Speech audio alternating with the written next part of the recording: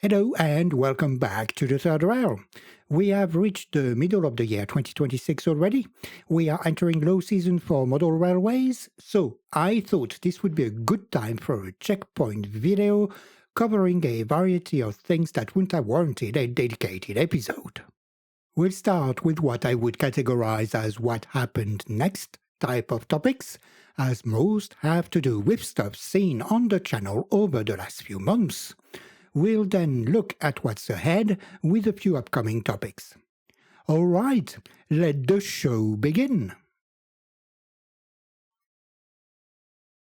I thought I'd start with a track problem I don't think I'd ever come across with the Märklin M-Track system I use for the layout. I have been battling with a few conductivity issues over the last few months. You might remember that I had to cease operations for a while earlier this year because of a water ingress in the train room. This unfortunately flooded the station side of the layout.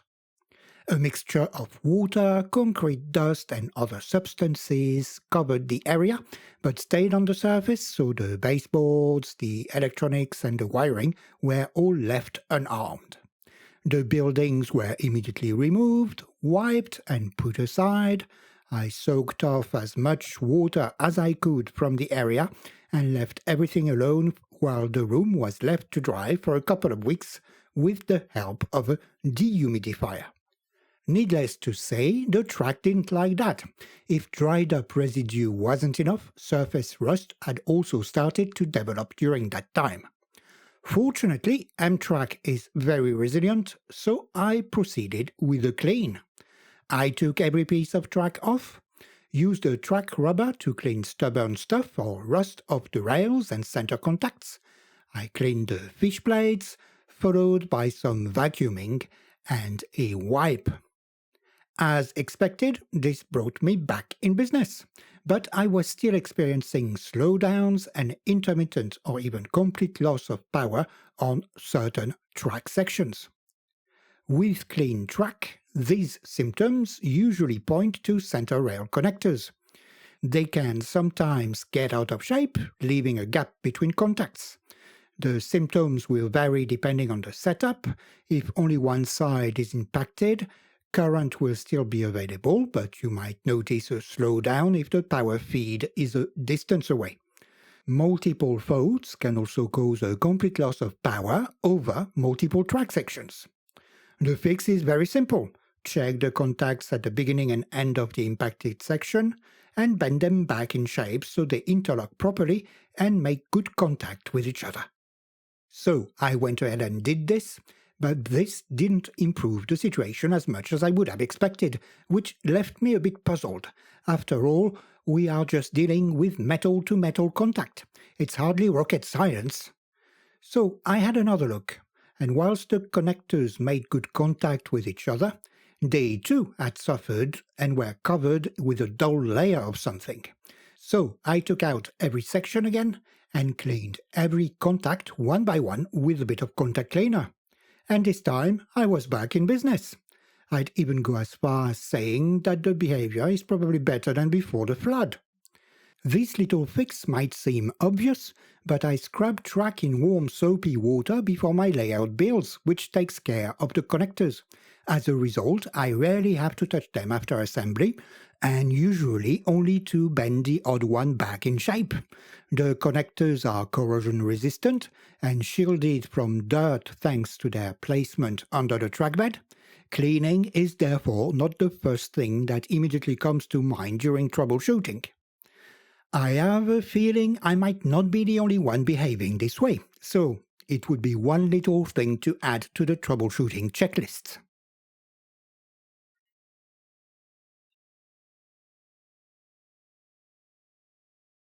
Now, on to something else.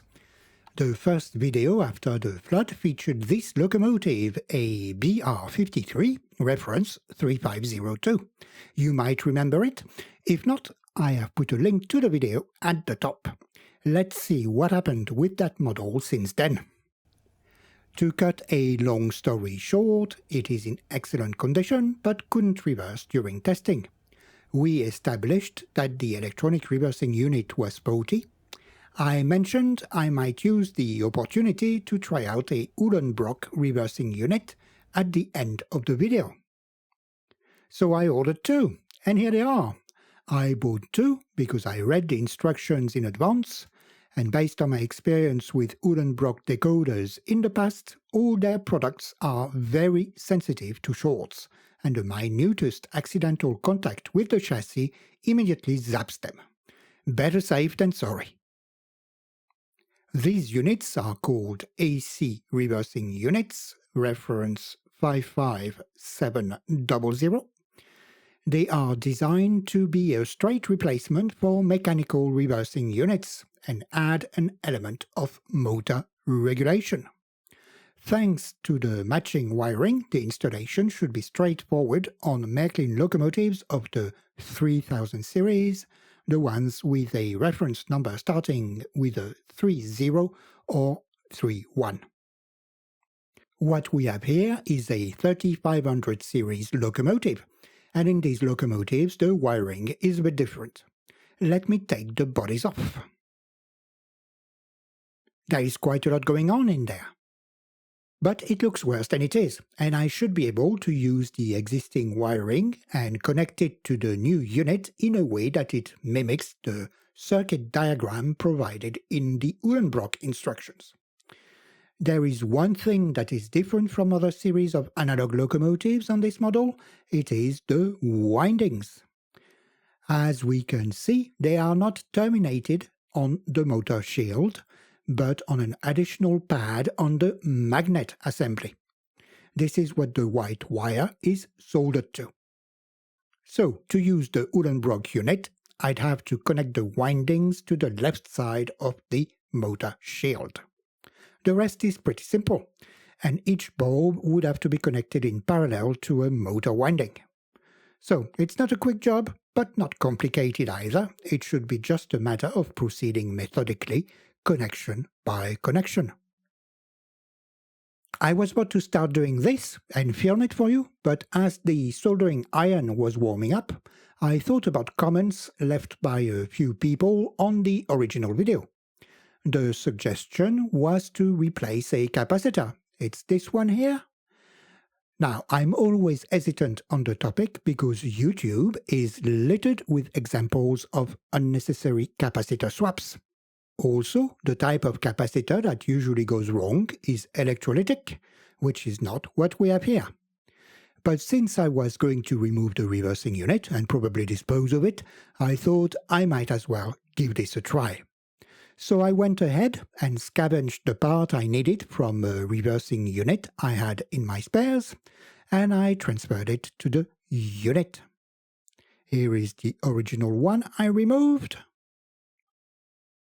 and the new one is installed already. And surprise, it worked! Look at that! The loco moves in both directions, and the lights change over. Super result and low effort. Thanks to those among you who left the comments and tickled my curiosity. This was very helpful. This adds another weapon to my troubleshooting arsenal as well. Unfortunately, the Uhlenbrock units will now have to wait for a suitable candidate.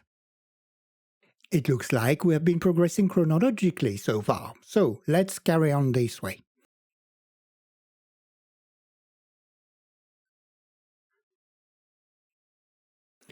I had to spend a bit of money to address a few bad purchases. Remember this 3131 with a cracked body? I checked and glue alone would not cut it. So, some 49 euros shipped later, here is another one. Much better, isn't it? No crack. Full paperwork. Nice box. Problem solved. Then there was the alcohol-induced purchase. Surprisingly, the video did well, so it looks like the locomotive might pay for itself over time. Obviously, I also needed to replace this one, so I found another one. And look at that! Almost mint box with its original cover. full paperwork, and, dare I say, a mint locomotive.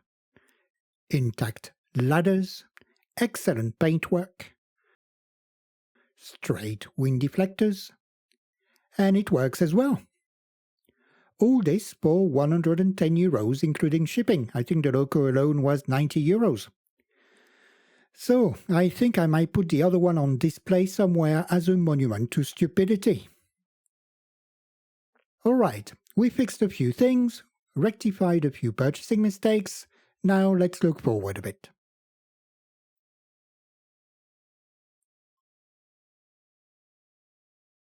The layout has been operational for a year now. It has been performing as expected, although I have sadly barely used the station and depot areas.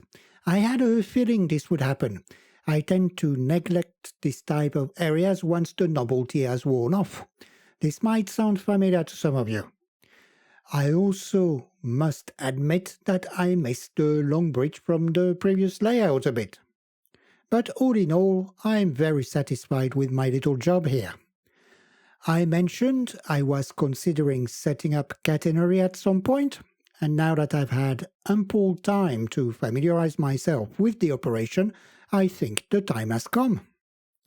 One thing I like to check before I start is the crossing combination in the center of the layout.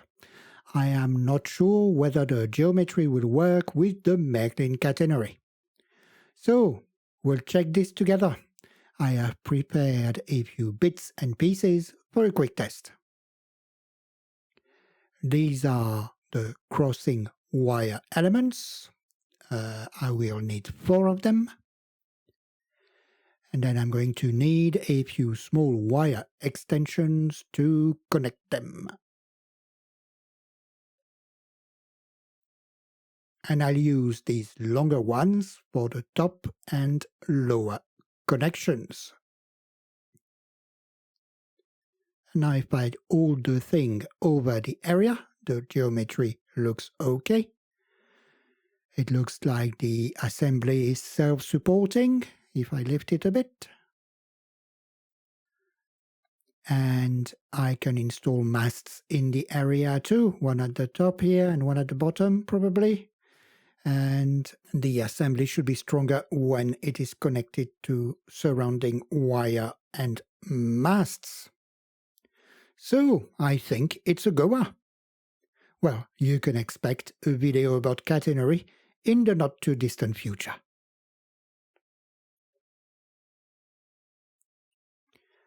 Finally, I have this Belgian locomotive here, which is part of the backlog of new additions. This one has been waiting to come out for at least 9 months, maybe a year even. I have made a couple of videos featuring this series of locomotives in the past, so it doesn't make much sense to dedicate a video to this one. I had mentioned last year I would do a Belgian-themed running session, so this is what I'm going to do next, featuring this one too. As most of you don't watch moving trains, we'll try and make this more interesting with a story, so the running session is more likely to be a show and tell type of thing covering the 1980s SNCB themed Märklin models. Okay, that was it for this checkpoint. If you have made it that far, you have been very brave. Thank you very much for spending so much of your valuable time with me today. I hope you enjoyed the video. And if you did, please let others know with a little thumbs up, a comment, or a subscription. And if you'd like, you can even contribute to the upkeep of the collection by buying a super thanks. Thanks again so much for all your support. Until next time, bye for now.